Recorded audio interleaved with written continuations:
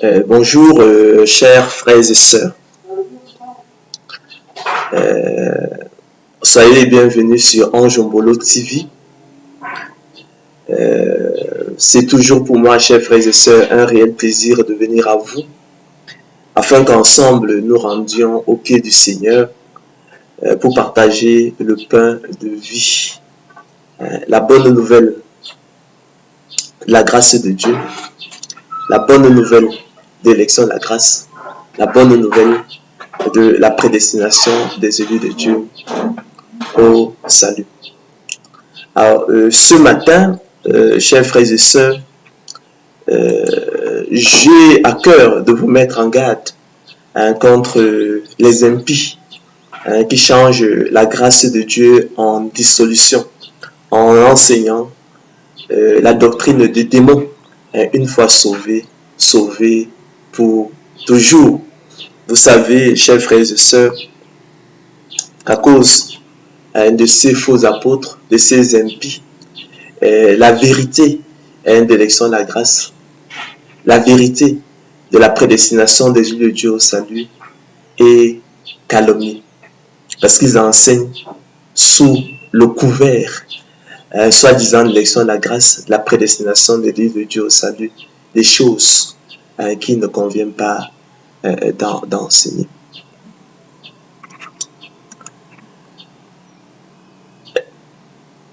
Nous allons nous servir à cet effet, chers frères et sœurs, de l'épître de Paul, de l'épître de Jude, dans laquelle effectivement l'apôtre formule une sévère mise en garde contre ces impies qui changent la grâce de Dieu en dissolution en enseignant la doctrine des démons, une fois sauvé, sauvé pour toujours, selon qu'il est écrit. Alors, Jude, serviteur de Jésus-Christ et frère de Jacques, à ceux qui ont été appelés, qui sont aimés en Dieu le Père et gardés pour Jésus-Christ. Que la grâce, la paix et la charité vous soient multipliées.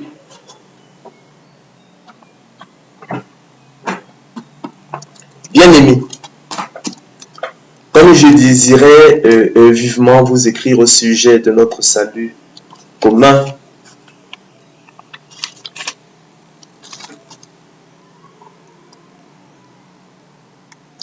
je me suis senti obligé de le faire afin de vous exhorter à combattre pour la foi qui a été transmise aux saints une fois pour toutes. Car il s'est glissé parmi vous certains hommes, dit-il, dont la condamnation est écrite depuis longtemps, des impies qui changent la grâce de notre Dieu en dissolution et qui renient notre seul Maître et Seigneur, Jésus-Christ.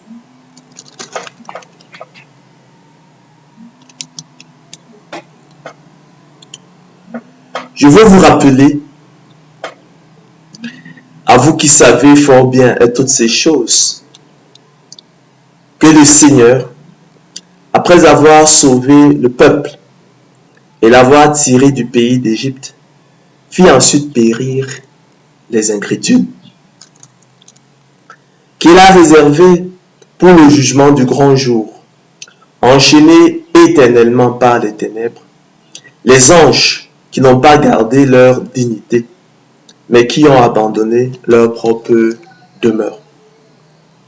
Que Sodome et Gomorrhe et les villes voisines, qui se livrèrent comme eux à l'impudicité et à des vices contre nature, sont donnés en exemple, subissant la peine d'un feu éternel.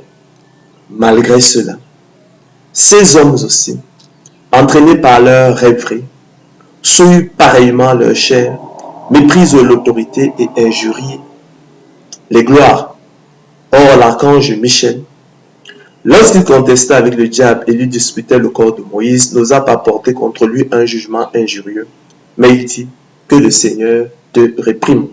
Eux, au contraire, ils parlent d'une manière injurieuse de ce qu'ils ignorent et ils se corrompent dans ce qu'ils savent naturellement comme des brutes. Malheur à eux, car ils ont suivi la voie de Caïn. Ils se sont jetés pour un salaire dans l'égarement de Balaam. Ils se sont perdus par la révolte de Corée. Ce sont des écueils dans vos agapes, faisant impudemment bonne chair, se repaissant eux-mêmes. Ce sont des nuées sans eau, poussés par les vents, des arbres d'automne sans fruits, 2 fois morts, déracinés. Des vagues furieuses de la mer rejetant l'écume de leurs impuretés. Des astres errants auxquels l'obscurité des ténèbres est réservée pour l'éternité. C'est aussi pour eux qu'Enoch, le 7e depuis Adam, a prophétisé en ces termes. Voici, le Seigneur est venu avec ses saintes myriades pour exercer un jugement contre tous et pour faire rendre compte à tous les impies parmi eux de tous les actes d'impiété qu'ils ont commis et de toutes les paroles injurieuses qu'ont proférées contre lui des pécheurs impies. Ce sont des gens qui murmurent, qui se plaignent de leur sort, qui marchent selon leur convoitise, qui ont à la bouche des paroles hautaines, qui admirent les personnes par motif d'intérêt.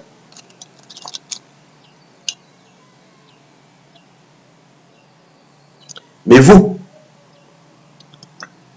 bien-aimés, souvenez-vous des choses annoncées d'avance par les apôtres de notre Seigneur Jésus-Christ. Ils vous disaient qu'au dernier temps, il y aurait des moqueurs, marchant selon leur convoitise impie. Ce sont eux qui provoquent des divisions, hommes sensuels, n'ayant pas l'esprit.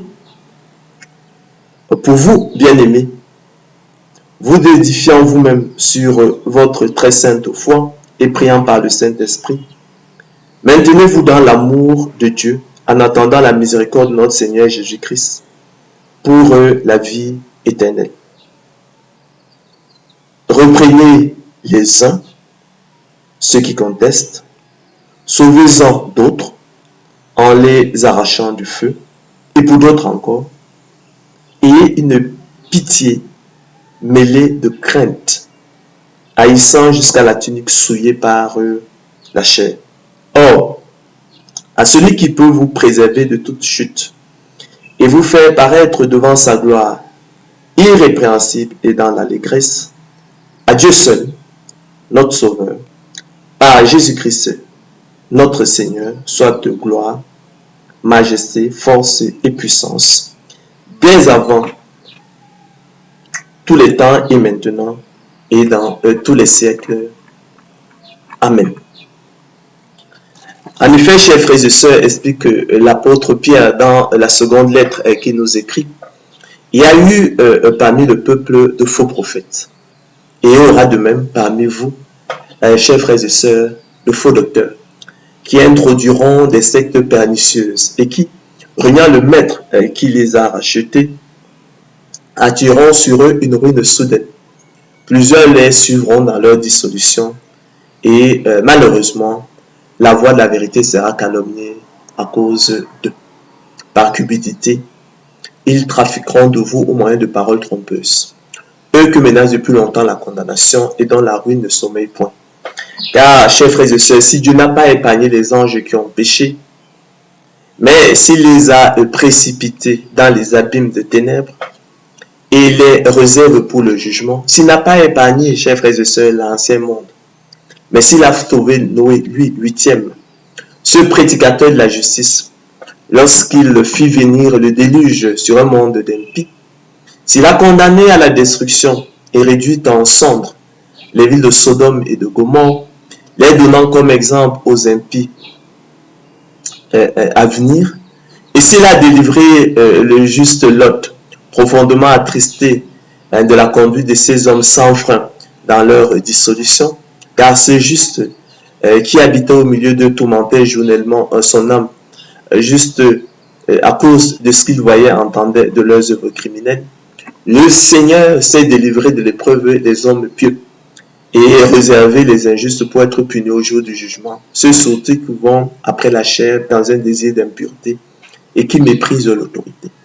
Audacieux et arrogants, ils ne craignent pas d'injurier les gloires, tandis que les anges, supérieurs en force et en puissance, ne portent pas contre elles de jugement injurieux devant le Seigneur. Mais eux, semblables à des proutes qui s'abandonnent à leur penchant naturel et qui sont nés pour être prises et détruites, ils parlent d'une manière injurieuse de ce qu'ils ignorent et ils périront par leur propre corruption, recevant ainsi le salaire de leur iniquité. Ils trouvent leur délice à se livrer au plaisir en plein jour. Hommes tarés et souillés, ils se délectent dans leur tromperie en faisant bonne chère avec vous. Ils ont les yeux pleins d'adultère et insatiables de péché. Ils amorcent les âmes mal affermies. Ils ont le cœur exercé à la cupidité. Ce sont des enfants de malédiction. Après avoir quitté le droit chemin, ils se sont égarés en suivant la voie de Balaam, fils de Bosor, qui aima le salaire de l'iniquité, mais qui fut repris pour sa transgression. Une ânesse muette, faisant entendre une voix d'homme, arrêta la démence du prophète. Ces gens-là sont des fontaines sans eau, des nuées que chasse un tourbillon. L'obscurité des ténèbres leur est réservée. Avec des discours en fait de vanité, ils amorcent par les convoitises de la chair, par les dissolutions, ceux qui viennent à peine d'échapper aux hommes qui vivent dans l'égarement. Ils leur promettent la liberté quand ils sont eux-mêmes esclaves de la corruption, car chacun est esclave de ce qui a triomphé de lui. En effet, si après s'être retirés des souillures du monde, par la connaissance du Seigneur et Sauveur Jésus-Christ, ils s'y engagent de nouveau et sont vaincus, leur dernière condition est pire que la première. Car mieux valait pour eux n'avoir pas connu la voie de la justice que de se détourner après l'avoir connu du saint commandement qui leur avait été donné. Il leur est arrivé ce que dit un proverbe vrai. Le chien est retourné à ce qu'il avait vomi et la truie lavée s'est vautrée dans le bourbier. Chers frères et sœurs,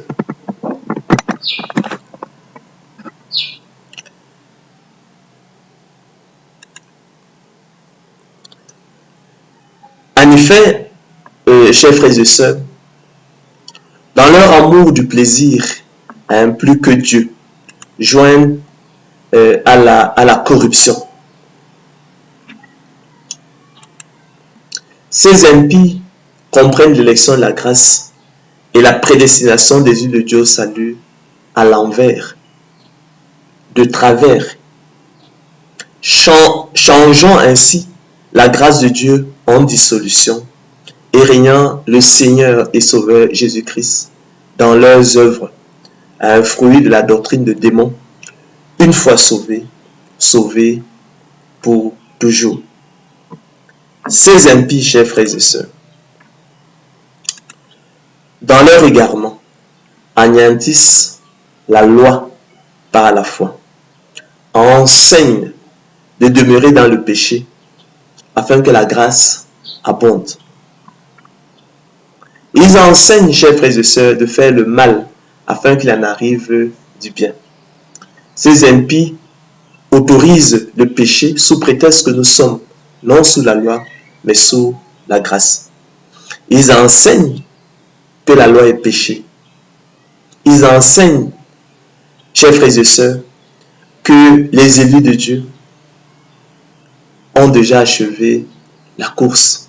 Ils enseignent, chers frères et sœurs, que vous avez déjà remporté le prix de la vocation céleste de Dieu en Jésus-Christ.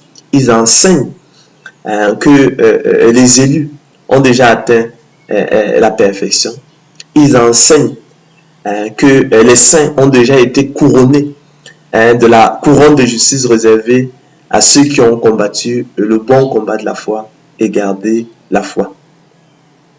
Ils vous enferment ainsi de la sorte dans l'apathie complaisante, le relâchement, la paresse, la négligence, l'infidélité, l'insouciance et le laisser aller. Attitude contraire, chers frères et sœurs, à l'esprit et au code de l'élection de la grâce et de la prédestination des élus de Dieu au salut, selon qu'il est écrit. Il est une chose, bien aimée, que vous ne devez pas ignorer.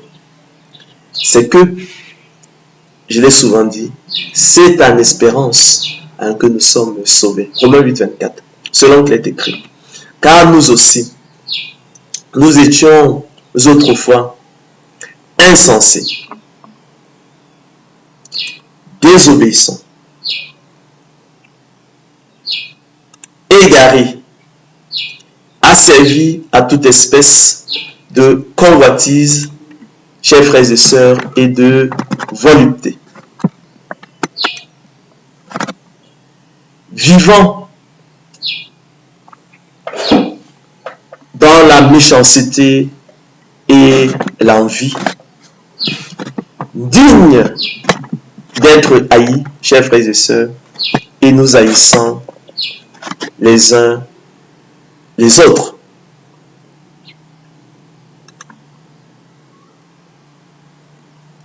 Mais lorsque la bonté de Dieu notre Sauveur et son amour pour les hommes ont été manifestés, il nous a sauvés, chers frères et sœurs. Il nous a procuré le salut éternel par l'espérance unique de la nouvelle naissance. Non à cause des œuvres de justice que nous avons faites, mais selon sa miséricorde.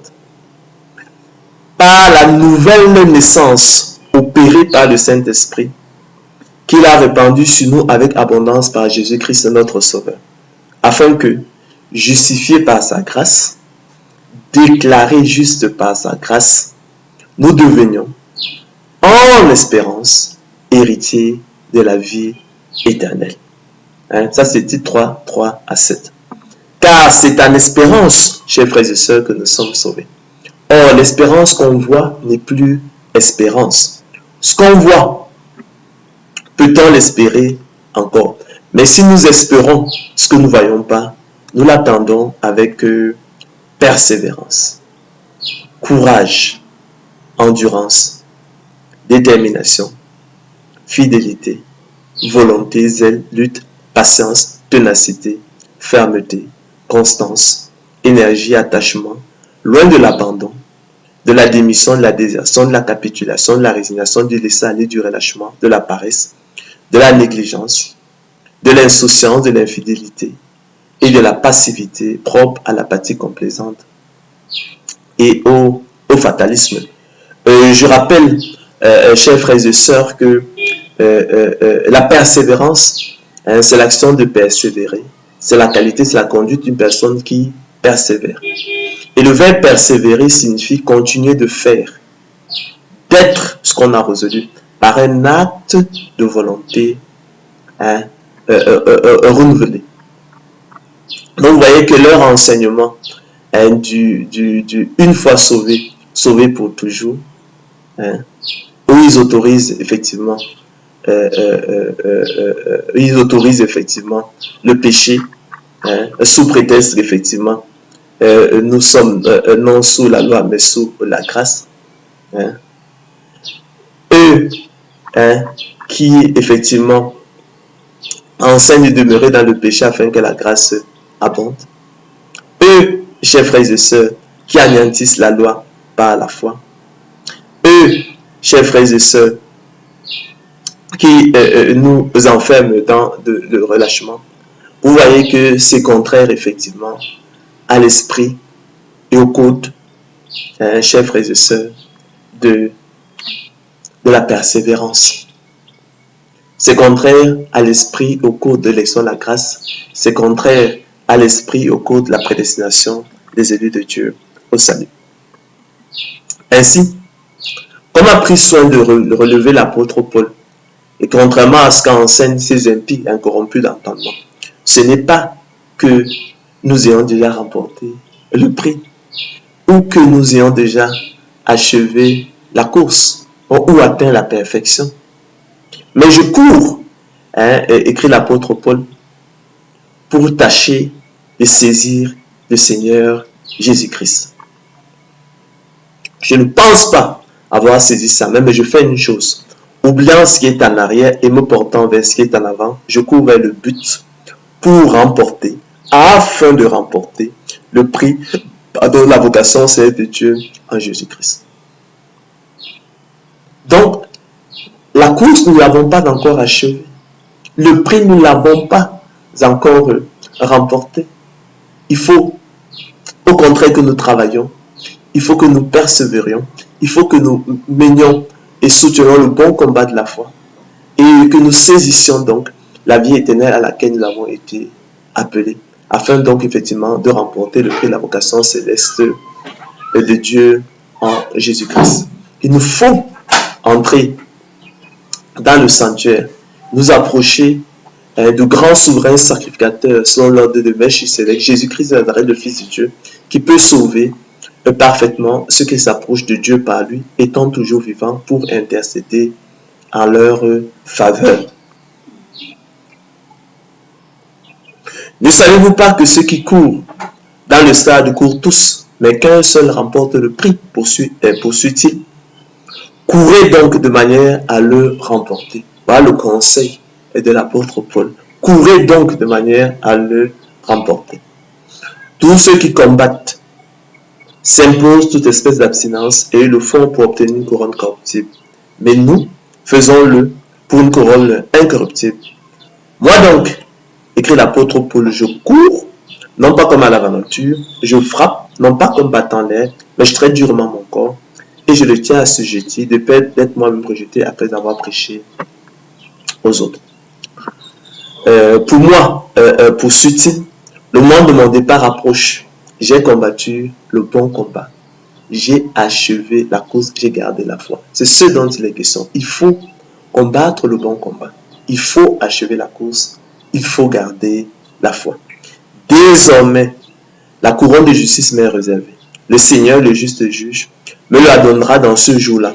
Et non seulement à moi, mais encore à tous ceux qui auront aimé son avènement.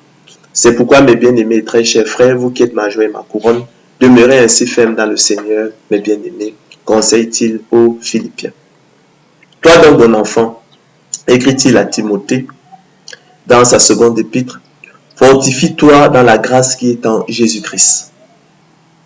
Et ce que tu as entendu de moi en présence de beaucoup de témoins, confie-le à des gens fidèles, à des hommes fidèles, qui soient capables de l'enseigner aussi à d'autres. Souffre avec moi, comme un bon soldat de Jésus-Christ. Il n'est pas de soldat qui s'embarrasse des affaires de la vie s'il veut plaire à celui qui l'a enrôlé. Et l'athlète n'est pas couronné s'il n'a pas combattu suivant les règles.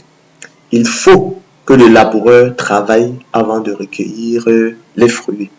Il faut que le laboureur travaille avant de recueillir de la semence les fruits. Il faut que le laboureur, je l'ai souvent dit, travaille avant de recueillir de la semence le précieux fruit. Alors, comprenez ce que je dis, car le Seigneur vous donnera de l'intelligence en toutes choses. Soyez donc patients, frères. Voici le laboureur attend le précieux fruit de la terre, prenant patience à son égard, jusqu'à ce qu'il ait reçu les pluies de la première et de l'arrière-saison. Vous aussi soyez patients, affermissez vos cœurs. Oui, chers frères et sœurs, élus de Dieu, téléspectateurs de Ange Ombolo TV, c'est à cause de nous, élus de Dieu, qu'il a été écrit que celui qui laboure doit labourer avec espérance. Et celui qui foule le grain, foule avec l'espérance d'y avoir part. Ainsi, espérance et labour vont de pair. Espérance et travail vont de pair. Espérance et persévérance vont de pair. Ils ne sont point antinomiques. Cette parole, chers frères et sœurs, est certaine, écrit l'apôtre Paul à Tite, et je veux que tu affirmes ces choses, afin que ceux qui ont cru en Dieu s'appliquent à pratiquer de bonnes œuvres. Afin que ceux qui ont reçu en partage le don de la foi s'appliquent à pratiquer de bonnes œuvres. Voilà ce qui est bon et utile aux hommes. Mais évite les discussions folles, les généalogies, les querelles, les disputes relatives à la foi, à la loi, je veux dire, car elles sont vaines et inutiles. Rappelons donc opportunément, chers frères et sœurs,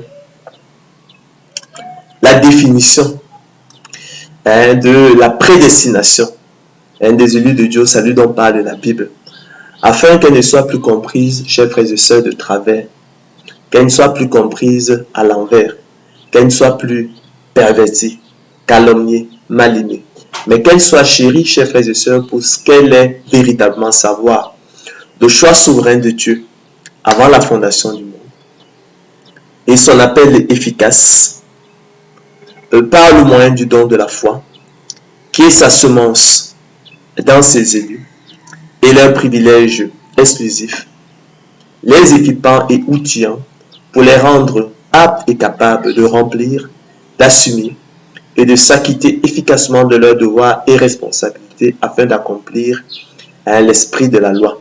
En l'occurrence, prendre plaisir à la loi de Dieu et se réjouir en suivant ses préceptes comme possédant tous les trésors. En faire ses délices et ses conseillers, rechercher Dieu de tout son cœur, avec un cœur honnête et droit, soutenir et combattre le bon combat de la foi, pour saisir la vie éternelle à laquelle ils ont été appelés efficacement, choisir les ordonnances de Dieu, croire au Seigneur Jésus-Christ, rechercher la sanctification sans laquelle personne ne verra le Seigneur, mener une vie de sainteté, se préserver des souillures du monde. Selon qu'il est écrit, la religion pure et sans tache devant Dieu notre Père consiste à visiter les orphelins et les veuves dans leurs afflictions et à se préserver des souillures du monde.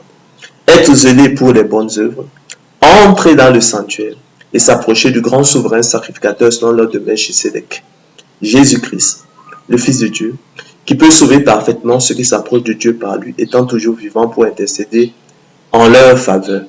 Les distinguant ainsi, chers frères et sœurs, de l'homme animal, des réprouvés, selon qu'il est écrit, mais l'homme animal ne reçoit pas les choses de l'Esprit de Dieu. Car elles sont une folie pour lui et il ne peut les connaître parce que c'est spirituellement qu'on en juge. Donc, mais l'homme animal n'accepte pas les choses de l'Esprit de Dieu car elles sont une folie pour lui et il ne peut les aimer parce que c'est spirituellement qu'on en juge. Ainsi donc, chers frères et sœurs, c'est en espérance que nous sommes sauvés. Il ne faut pas l'oublier.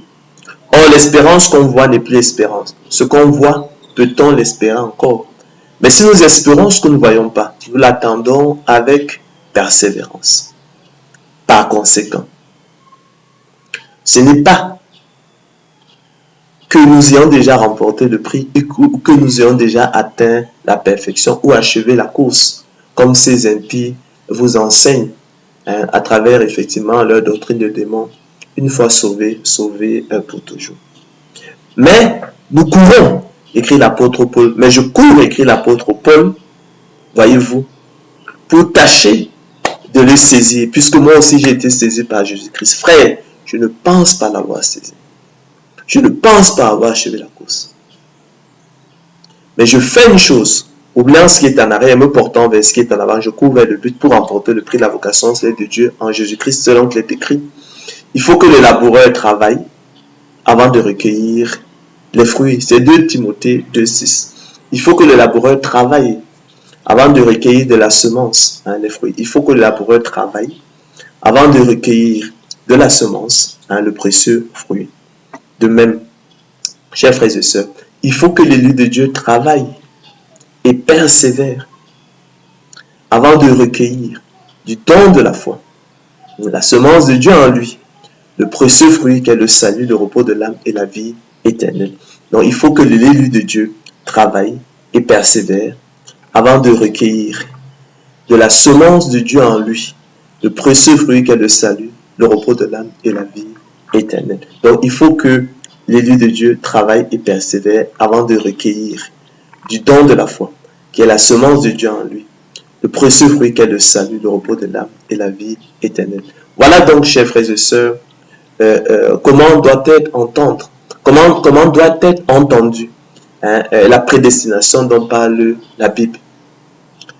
Loin d'anéantir ou d'exclure la persévérance des saints, elle en fait au contraire, chers frères et sœurs, un impératif et une exigence absolue.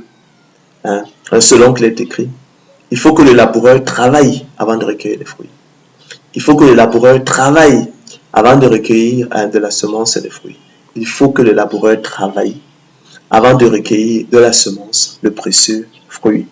De même, il faut que l'élu de Dieu travaille et persévère avant de recueillir de la semence de Dieu en lui, le précieux fruit qu'est le salut, le repos de l'âme et la vie éternelle. Donc, il faut que l'élu de Dieu travaille, chers frères et sœurs, et persévère avant de recueillir du don de la foi, qui est la semence de Dieu en lui, le précieux fruit qu'est le salut, le repos de l'âme et la vie éternelle. Car c'est en espérant, chers frères et sœurs, que nous sommes sauvés. Or, l'espérance qu'on voit n'est plus espérant. Ce qu'on voit, peut-on l'espérer encore? Mais si nous espérons ce que nous ne voyons pas, nous l'attendons, chers frères et sœurs, avec persévérance. C'est pourquoi, frères élus de Dieu, appliquez-vous d'autant plus à affermir votre vocation et votre élection.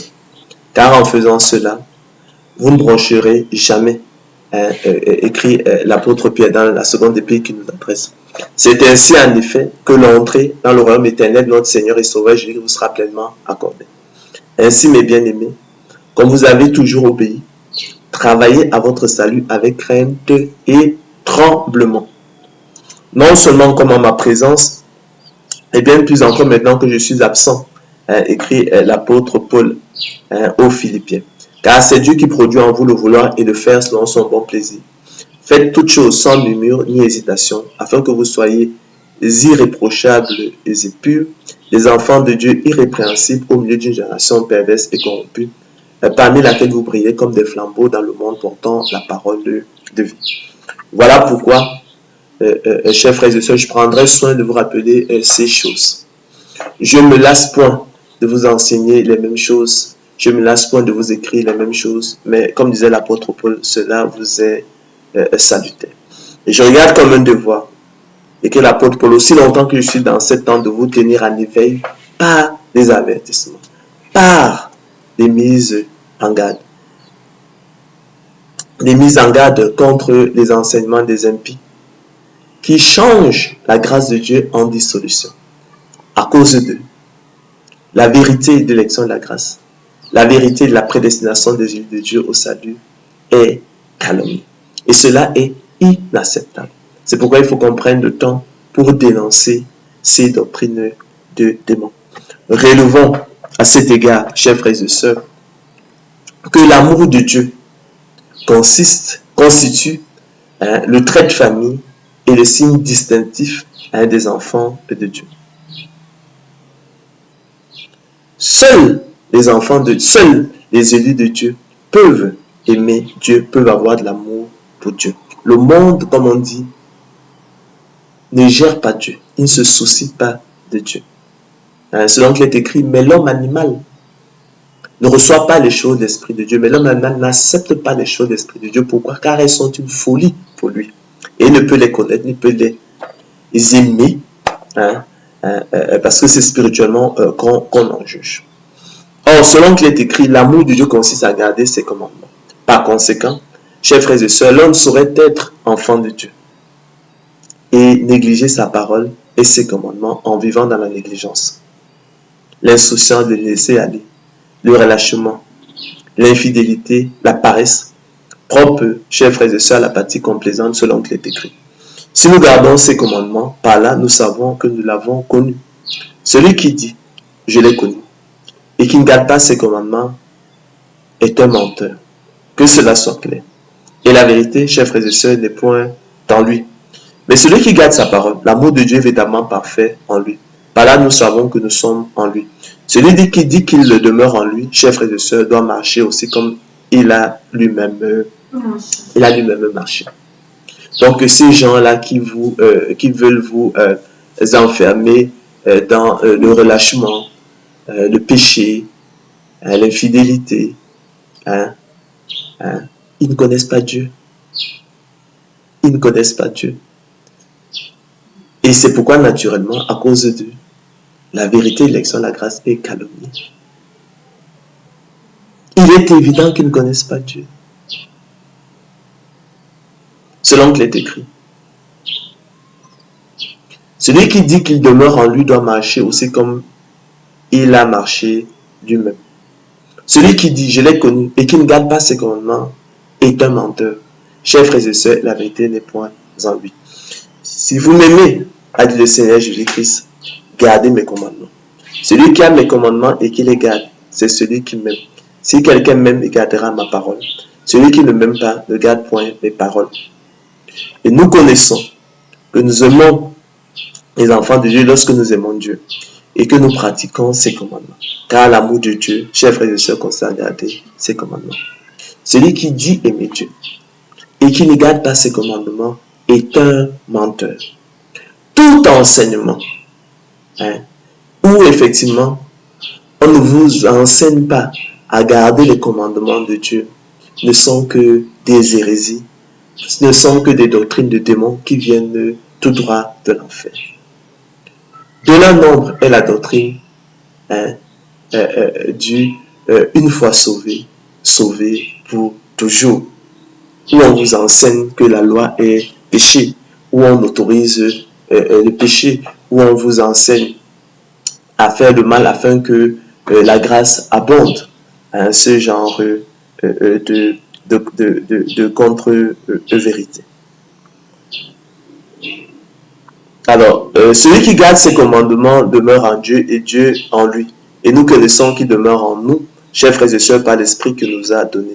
Car tous ceux qui sont conduits par l'Esprit de Dieu sont fils de Dieu. Si quelqu'un n'a pas l'Esprit de Christ, chers frères et sœurs, il ne lui appartient pas. Si vous vivez, chers frères et sœurs, selon la chair, que cela s'en crée, vous mourrez, écrit l'apôtre Paul. Mais si par l'Esprit vous faites mourir les actions du corps, vous vivrez. En effet, après avoir été élevé à la perfection, Christ est devenu, chers frères et sœurs, pour tous ceux qui lui obéissent, l'auteur d'un salut éternel. Il est devenu l'auteur d'un salut éternel pour tous ceux qui lui obéissent. Il n'est pas devenu l'auteur d'un salut éternel pour ceux qui lui désobéissent. Donc, après avoir été élevé à la perfection, chers frères et sœurs, Christ est devenu pour tous ceux qui lui obéissent l'auteur d'un salut éternel. Ça, c'est valable pour ceux qui lui obéissent. Donc, il ne connaît pas ceux qui vivent dans la révolte, ceux qui vivent dans la désobéissance. Ce sont des menteurs. Dieu ne les connaît pas, le Seigneur ne les connaît pas, ils n'ont jamais connu le Seigneur Christ. Tout le monde peut connaître le Seigneur Christ de la bouche. D'accord? Mais nos œuvres vont nous trahir. Elles vont confirmer si ou non. Elles appartiennent, elles proviennent de Dieu. Aussi, vous êtes mes amis, écrit le Seigneur Jésus-Christ, si vous faites ce que je vous commande. Si vous demeurez dans ma parole, vous êtes vraiment mes disciples. Donc ces disciples sont ceux qui demeurent dans sa parole. Parce que le Seigneur Christ n'est pas péché. Il est venu au contraire pour détruire le péché. Donc tous ces enseignements-là où on vous encourage, on autorise le péché, ce n'est pas la parole de Dieu. Chers frères et sœurs, vous connaîtrez la vérité vous affranchira. Voyez quel amour le Père nous a témoigné pour que nous soyons appelés, chers frères et sœurs, enfants de Dieu. Et nous le sommes. Si le monde ne nous connaît pas, c'est qu'il ne l'a pas connu. Bien aimé, nous sommes maintenant enfants de Dieu. Et ce que nous serons n'a pas encore été manifesté. Je pense notamment à la glorification. Mais nous savons que lorsque cela sera manifesté, nous serons semblables à lui, parce que nous le verrons tel qu'il est. Quiconque, chers frères et sœurs, a cette espérance en lui, se purifie comme lui-même est pur. Donc, quiconque a cette espérance en lui, se purifie.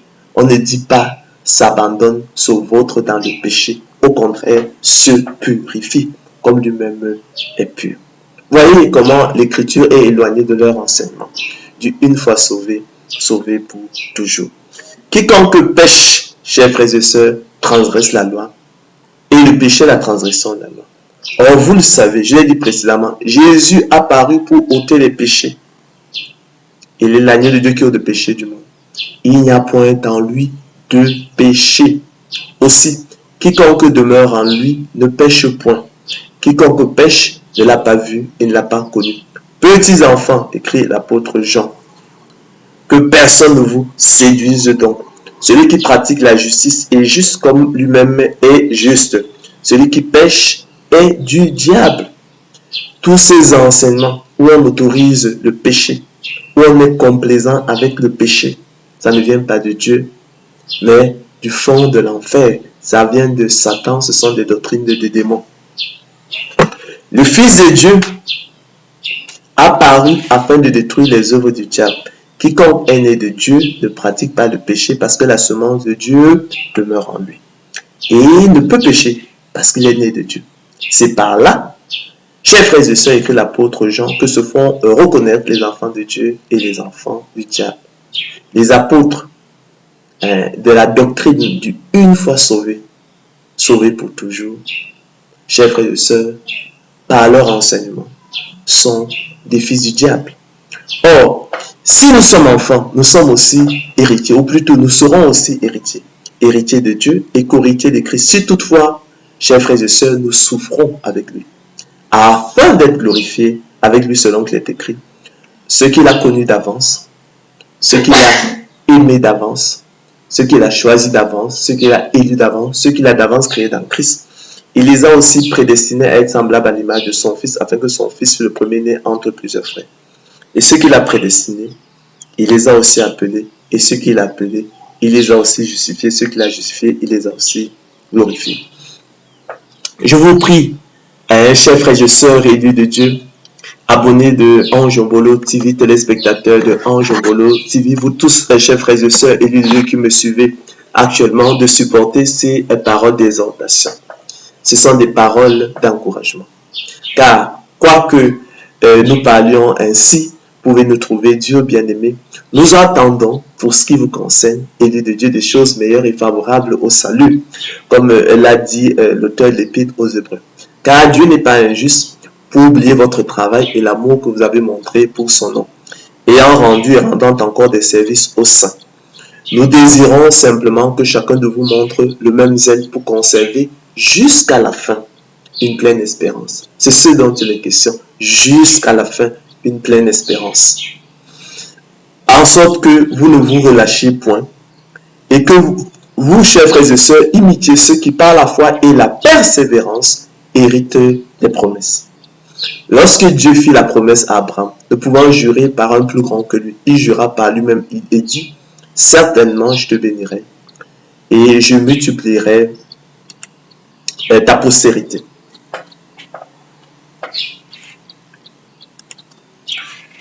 Et c'est ainsi qu'Abraham, ayant persévéré, obtint l'effet de la promesse.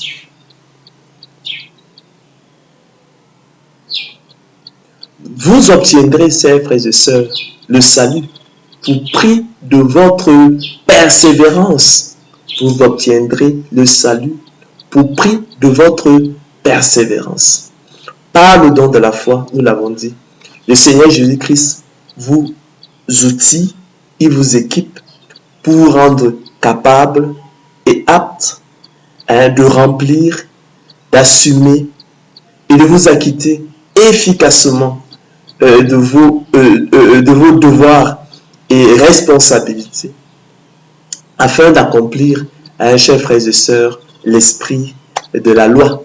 Je n'ai pas parlé de la lettre de la loi. Vous savez que la lettre de la loi tue, mais l'esprit de la loi vivifie. Et nous autres, nous servons Dieu en nouveauté de vie. Non selon la lettre qui a vieilli, mais selon l'esprit. Car la lettre de la loi tue, mais l'esprit de la loi vivifie. Donc, il nous distingue ainsi par le don de la foi de l'homme animal, qui est incurablement ennemi de Dieu selon qu'il est écrit. Mais l'homme animal ne reçoit pas les choses de l'Esprit de Dieu, mais l'homme animal n'accepte pas les choses de l'Esprit de Dieu, car elles sont une folie pour lui et il ne peut les connaître, il ne peut les aimer parce que c'est spirituellement qu'on en juge. Donc vous obtiendrez votre salut, chers frères et sœurs, pour prix de votre persévérance, car c'est en espérance que nous sommes sauvés. N'oubliez jamais. Or, l'espérance qu'on voit n'est plus l'espérance. Ce qu'on voit, peut-on l'espérer encore? Mais si nous espérons ce que nous ne voyons pas, nous l'attendons avec persévérance. C'est pourquoi aussi l'apôtre Paul, les apôtres enseignent que vous obtiendrez, chers frères et sœurs, élus de Dieu, le prix de votre... Vous obtiendrez votre salut pour prix de votre persévérance. Donc vous obtiendrez votre salut pour prix de votre persévérance. Donc, les hommes jurent par celui qui est plus grand qu'eux, Et le serment est une garantie qui met fin à toute leur différence. C'est pourquoi Dieu, chers frères et sœurs, voulant montrer avec plus d'évidence aux héritiers de la promesse l'immutabilité de sa résolution, intervint par un serment afin que par deux choses immuables dans lesquelles il est impossible que Dieu mente, nous trouvions un puissant encouragement, nous dont le seul refuge a été de saisir l'espérance qui nous a été proposée. Cette espérance, nous la possédons comme une encre de l'âme sûre et solide. Elle pénètre au-delà du voile, là où Jésus est entré pour nous comme précurseur et a été fait souverain sacrificateur pour toujours selon l'ordre de Melchisedec. Ainsi, chers frères et sœurs, nous, élus de Dieu, ne sommes pas de ceux qui se retirent pour se perdre, mais de ceux qui ont la foi pour sauver leur âme. D'accord? Au travers du don de la foi. Eux, ils sont sortis du milieu de nous, mais ils n'étaient pas des nôtres. Car s'ils eussent été des nôtres à la vérité, ils seraient demeurés avec nous. Mais cela est arrivé, afin qu'il fût manifeste que tous ne sont pas des nôtres. Celui qui vaincra, dit le Seigneur Jésus-Christ, sera revêtu de vêtements blancs. Je n'effacerai point son nom du livre de vie, et je confesserai son nom devant mon Père et devant ses anges. Que celui qui a des oreilles entende ce que dit l'Esprit aux églises. Si nous gardons ces commandements, par là, chers frères et sœurs, je l'ai dit précédemment, nous savons que nous l'avons connu. Celui qui dit, je l'ai connu, et qui ne garde pas ses commandements, est un menteur, que personne ne vous séduise, et la vérité n'est point en lui. Celui qui dit qu'il demeure en lui, doit marcher aussi comme lui-même il a marché. D'accord?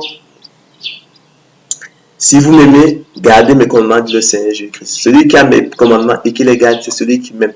Si quelqu'un m'aime, il gardera ma parole à profiter du Seigneur Christ. Celui qui ne m'aime pas ne garde point mes paroles.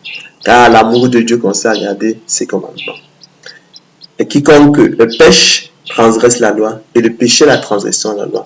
Or, vous le savez, Jésus a apparu pour ôter les péchés, et il n'y a point en lui de péché. Quiconque demeure en lui ne pêche point. Quiconque pêche ne l'a point vu et ne l'a point connu. Que cela soit que les petits enfants, écrit l'apôtre Jean. Que personne ne vous séduise donc.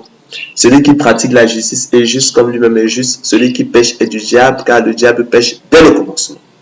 Le Fils de Dieu a apparu afin de détruire les œuvres du diable. Quiconque est né de Dieu ne pratique pas le péché, parce que la semence de Dieu demeure en lui. Et il ne peut pécher parce qu'il est né de Dieu. C'est par là que se font reconnaître, je l'ai dit précédemment, les enfants de Dieu et les enfants du diable, chers frères et sœurs. Quiconque ne pratique pas la justice n'est pas de Dieu, non plus que celui qui n'aime pas son frère. Que celui qui a des oreilles, chers frères et sœurs, pour entendre. Nous sommes donc, chers frères et sœurs, parvenus au thème de notre conférence, qui était consacrée, chers frères et sœurs, à la doctrine des démons, une fois sauvés, sauvés pour toujours. Nous avions à cœur effectivement de la dénoncer. Cette doctrine qui est enseignée effectivement par les impies, ces gens-là qui changent la grâce de Dieu en dissolution à cause de leurs enseignements, la vérité de l'élection de la grâce, la bonne nouvelle de l'élection de la grâce, la bonne nouvelle de la prédestination des élus de Dieu au salut est calomniée. Ce qui est terrible. Ce qui est terrible. Il multiplie comme ça des pierres d'achoppement sur votre chemin, sur votre voie d'appropriation de votre élection divine, de la prédestination des élus de Dieu au salut. À ceci, chers frères et sœurs, vous distinguerez effectivement les démons, toutes ces doctrines qui autorisent le péché, toutes ces doctrines qui enseignent le péché. Vous savez que le Seigneur Jésus-Christ était sans péché. Le Seigneur Jésus-Christ est venu détruire les œuvres du diable. Le Seigneur Jésus-Christ est venu détruire le mal. Toutes ces doctrines qui, je disais donc, vous encouragent à faire le mal afin que, soi-disant, la grâce abonde. Tous ces apôtres, toutes ces doctrines qui vous enseignent, qui anéantissent la loi par la foi, toutes ces doctrines qui vous encouragent à pécher sous prétexte que nous sommes non sous la loi, mais sous la grâce. toutes ces doctrines qui vous font croire que vous avez déjà achevé la course, toutes ces doctrines qui vous font croire que vous avez déjà remporté le prix de la vocation céleste de Dieu en Jésus-Christ. Toutes ces doctrines qui vous font croire que vous avez déjà été couronné, que vous avez déjà remporté la couronne qui est réservée effectivement à ceux qui auront gardé la foi. Toutes ces doctrines qui vous font croire que vous avez achevé la course. Donc nous avions à cœur effectivement de vous rappeler, chers frères et sœurs, que c'est en espérance effectivement que nous sommes sauvés. Or, l'espérance qu'on voit n'est plus espérance. Ce qu'on voit, peut-on l'espérer encore? Mais si nous espérons ce que nous ne voyons pas, l'attendons avec persévérance. D'accord? Donc nous n'avons pas achevé la course. La prédestination a ceci de particulier, contrairement à l'entendement corrompu des impies, qu'effectivement, par le don de la foi. Voyez-vous, le Seigneur Jésus-Christ nous attire efficacement par le don de la foi, qui est en fait la semence, qui est sa semence dans ses élus. Leur privilège exclusif. Le moteur, le déclencheur exclusif, c'est son moteur efficace. Le Seigneur Jésus-Christ nous appelle efficacement à lui. Il nous outille, chers frères et sœurs, il nous équipe pour nous rendre capables et aptes, voyez-vous, de nous acquitter, de remplir et d'assumer efficacement nos devoirs et responsabilités afin d'accomplir, chers frères et sœurs, l'esprit de la loi. Et quelles sont nos responsabilités, chers frères et sœurs? Quels sont nos devoirs? C'est de croire au Seigneur Jésus-Christ. C'est de venir à lui, lui le grand souverain sacrificateur selon l'ordre de Melchisédek, lui qui peut sauver parfaitement ceux qui s'approchent de Dieu par lui, étant toujours vivant pour intercéder à leur faveur. C'est d'être zélé pour les bonnes œuvres, recherche la sanctification sans laquelle personne ne verra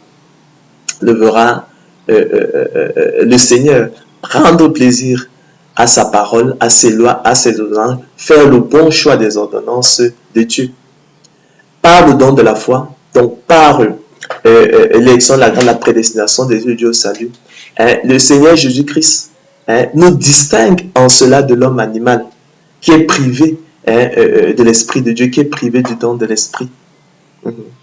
C'est pas que l'homme animal a refusé le don de l'Esprit. Non, il a été privé du don de l'Esprit. En cela, donc, en nous faisant le don de l'Esprit, en nous faisant ce privilège-là, il nous distingue de l'homme animal. Nous ne sommes plus comme l'homme animal, nous pouvons être réceptifs. Nous voyons les choses autrement. Nous naissons de nouveau. Et la nouvelle naissance il renouvelle en fait il renouvelle notre cœur, il ôte ce cœur de pierre, il met à la place ce cœur de chair. Il renouvelle donc notre cœur, notre intelligence, notre esprit, et nous pouvons maintenant prendre plaisir aux choses de Dieu, ce qui n'était pas possible dans notre condition d'homme animal, selon qu'il est écrit. Mais l'homme animal ne reçoit pas les choses de l'Esprit de Dieu. Mais l'homme animal n'accepte pas les choses de l'Esprit de Dieu. Pourquoi? Car elles sont une folie pour lui. Et il ne peut les connaître, il ne peut les aimer parce que c'est spirituellement qu'on en juge. D'accord? Une nouvelle naissance, chers frères et sœurs, c'est la régénération du cœur et le renouvellement de l'esprit et de l'intelligence opéré par le Saint-Esprit venant habiter dans le croyant. Donc, il nous donne un cœur nouveau. Il ôte le cœur de pierre pour mettre à la place un cœur de chair. Il renouvelle notre esprit, notre intelligence. Il illumine nos pas. Nous pouvons faire les bons choix. Venir à lui. Or, cela est impossible pour l'homme animal. C'est simplement ce que ça veut dire. Et ça nous dispense nullement de persévérer. Ça nous dispense nullement de remplir nos responsabilités. Ça nous dispense nullement de nous acquitter de nos devoirs, à savoir entrer dans le sanctuaire. nous approcher du Seigneur Jésus-Christ par la route nouvelle et vivante qu'il a inaugurée pour nous au travers du voile qu'il a déchiré en deux, par le milieu depuis le haut jusqu'en bas, ouvrant ainsi pour nous une libre entrée dans le sanctuaire. Ça ne nous dispense pas de cela.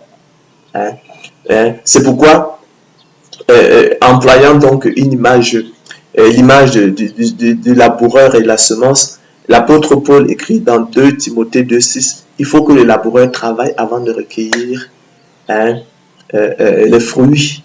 Il faut que le laboureur travaille avant de recueillir de la semence. Les fruits, il faut que le laboureur travaille avant de recueillir de la semence, de précieux fruits. Donc si on lui fait un don de semence et qu'il le garde dans le tiroir, il ne peut rien attendre de cette semence. Pour que cette semence produise le précieux fruit, il faut qu'il travaille, il prépare le sol, voyez-vous, il laboure, il sème, donc il la reprend en terre, il arrose, il entretient, et il pourra donc produire le fruit.